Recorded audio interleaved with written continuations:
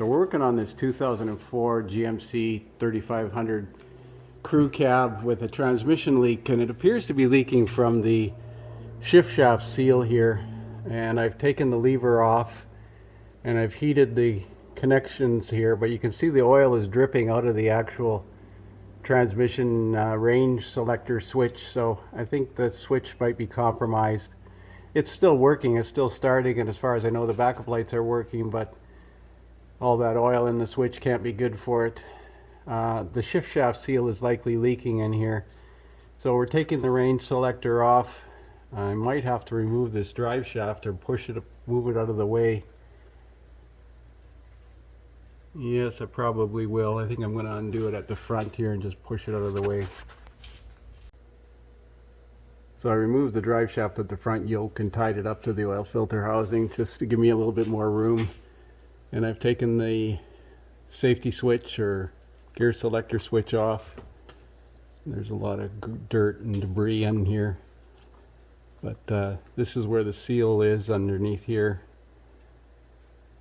Don't feel any play in there. So I'm going to get an air hose and blow this off. So a few weeks ago I ordered this kit for doing the shift shaft seal. And it contains a extractor tool right there, and a new seal, which I also have a spare one of.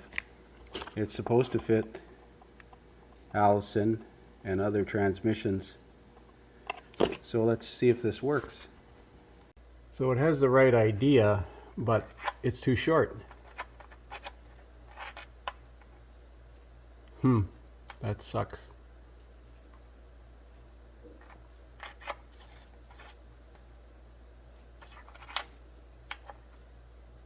It would be the right idea, but it's too short. Well, we're going to try it the old school way. I managed to get the seal out with a sharp awl and a small screwdriver. I used this to punch a hole in it. Now the new replacement seal looks the same size.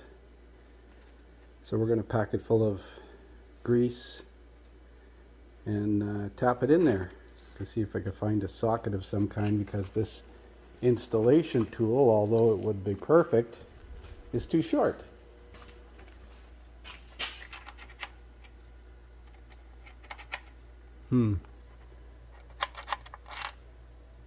Big fail. Alright, well, let's put it in. So there's the seal installed. I use a 9/16 3/8 drive Craftsman deep socket to push it in, to tap it in. And nobody's got this neutral safety switch, so I'm going to stick this one back on as it was working, and I'm going to order a new one. Well, it looks like it's going to be a couple of weeks to get that stupid safety switch, so I cleaned it out as best I can. I blew it out with brake cleans, and I put it back on. These connections you need to heat with a heat gun, because they've got like almost like an epoxy. It's a really sticky glue that holds the connector in place. So I used a heat gun to warm them up, to unplug them, and another heat gun to plug them back in again.